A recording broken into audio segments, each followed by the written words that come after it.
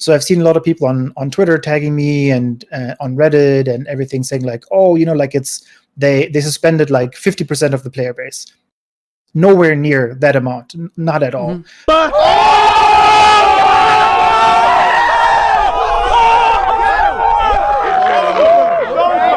we are also seeing a lot of people that had no idea what that exploit is. You have to understand, Reddit is not the universe. There are a lot of people that have never been on Reddit. They never go on Twitter. They don't do anything. They just play the game on their Xbox or on their PlayStation or the PC on Stadia, and they just play with their friends and they have a good time. Hey everyone, welcome to today's video. Today's video, state of the game, April 1st of 2020.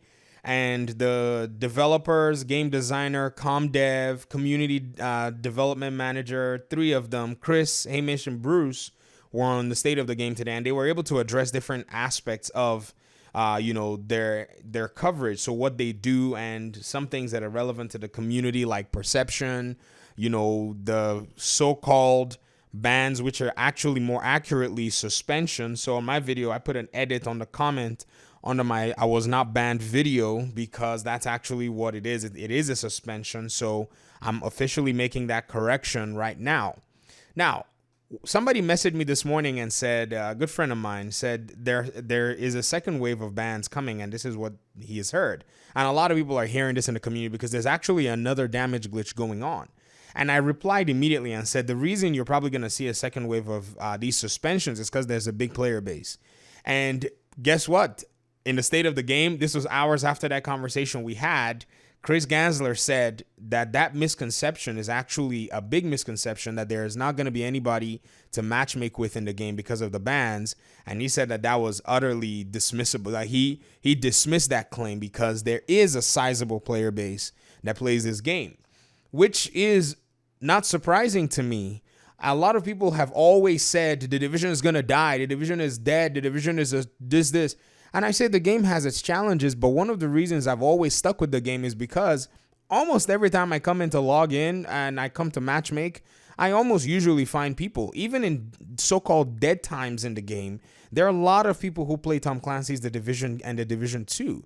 Even till now, you're going to find people playing The Division 1 currently, and they see those numbers and they look at those percentages. Now, the other aspect of the perception I have to speak about, which is where people are saying that there are content creators and YouTubers who use glitches of different kinds and have not been banned. Some people are saying that the target practice glitch was a glitch and required offense to be banned. Guys, it's target practice. I don't even know where it is. I don't even know where the target practices are. I know there's one like somewhere around the MLK library and stuff, but I don't even bother going there because I don't even know what it does or benefits me. But I don't think you can call that. Let's be adults here. You go to the target practice and shoot a bunch of targets and it gives you XP, and that's a glitch? Come on. Or you go to a turret and you press a whole bunch of buttons and try to kind of stack the damage from the turret in order to give yourself an advantage to be able to run and farm loot through enemy NPCs in the hardest difficulty content. You're talking about two different things.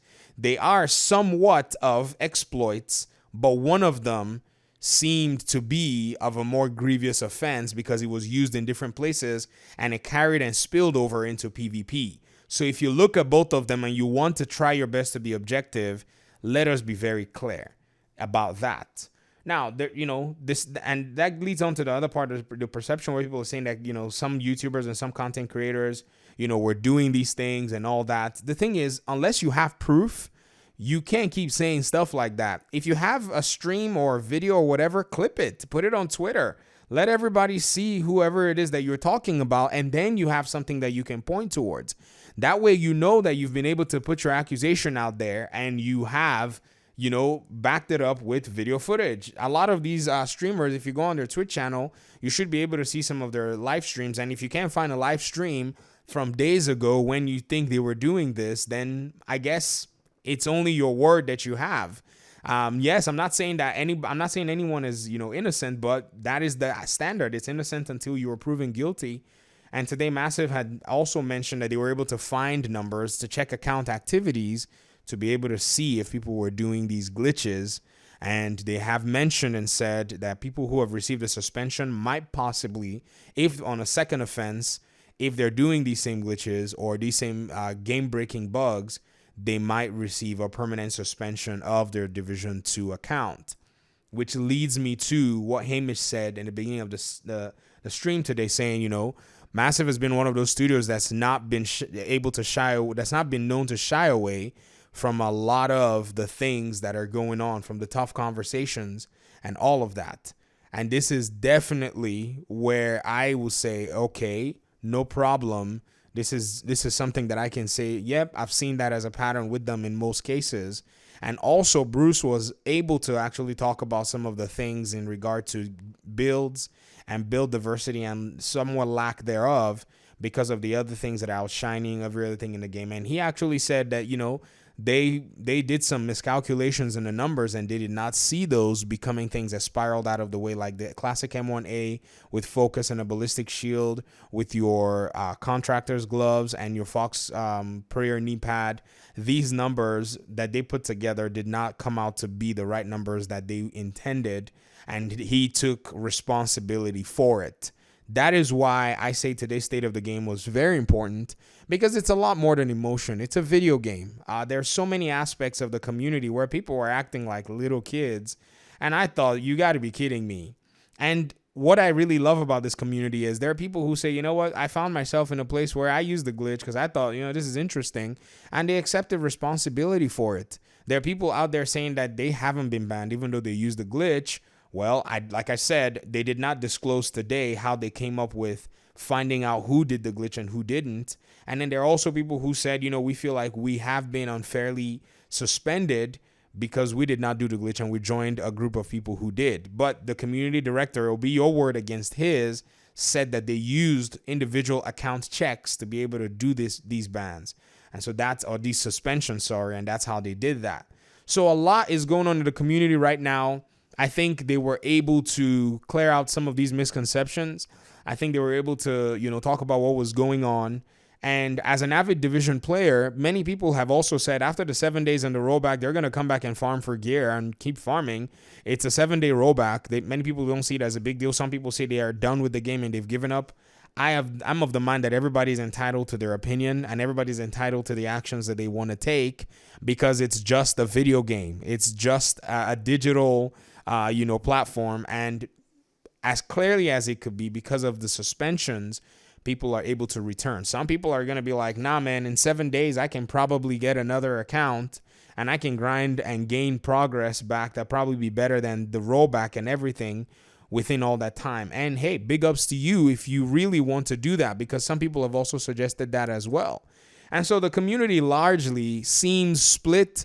But I think what might be happening is there's a large vocal aspect of this entire thing going on. And that's why everything seems really split. And then another thing that Chris Gansler said today, which made me laugh, was something that was really interesting. He said Twitter and Reddit are not the only places on the Division. There are people who don't even know what's going on in the community, and all they just do is spend time playing the game. And I enjoyed that comment so much because it came from him. And it's actually the truth. There are people who did not know about this glitch at all, who didn't even know that anything was going on, and they just play and enjoy the game. And you will be very surprised to see that makes up a good number of the community.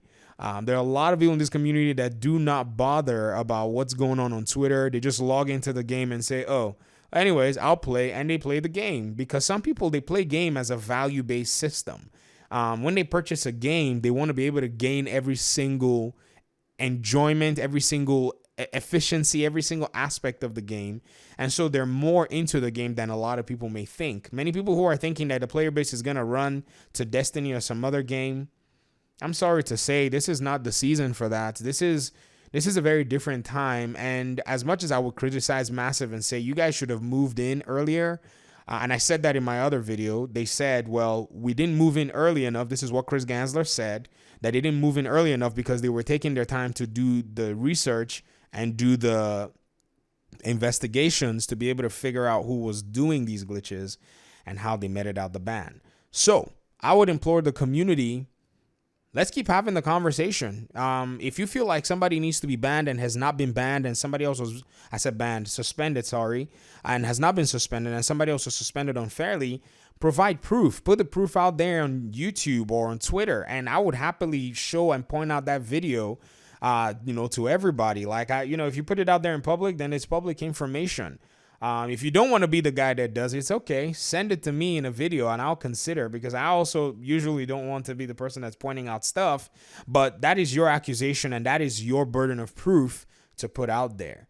And, pushing all the drama aside, there are some other important things that are coming. They're going to be dealing with some of the numbers of some of the gear. They're going to be raising up some other named items and trying to put them on par with what the meta is currently. They're also going to be pulling out some of the gear sets that are raid exclusives and bring them out to the general public, like the backpacks and the knee pads of the raid exclusive backpacks and knee pads. Those are going to come out to the general population because Negotiator's Dilemma is a very good, very, very good brand set.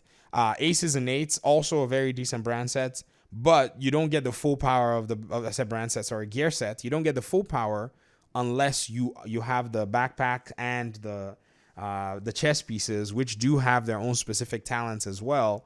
And so Bruce today was talking about how that's going to be something they're looking at bringing out from the raid as a future update down the road. So the M1A meta is going away. The M1A and all the focus stuff is going away. I actually showed that focus stuff a long time ago, but the way I did it in my video was so under the breath. You guys didn't even catch it because I saw it as a potential, problem down the road. But many people accredit it to somebody else. But that's fine. I don't care. I don't care. I'm glad that nobody attributes it to me because once I saw it, I was like, oh, this is broken. This is going to be so broken. And eventually that's come out that it's really broken.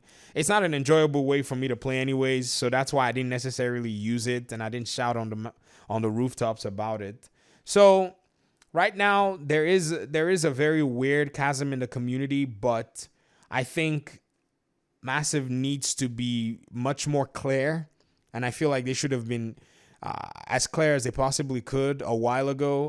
Coming out to do the suspensions now has rubbed off on the community, but again, there's so much to consider, and everyone is entitled to where they stand. So, regarding state of the game today, I think it was okay. I think there are times for all kinds of conversation. They need to continue to own their own bugs in their game. And today, I think Bruce was the hero of that state of the game, owning his or the mistakes that were made from making some brand items too powerful, for making some things and not considering other things within the game and not looking at the math much more completely. I would say I would take that ownership and say, fine, that's good.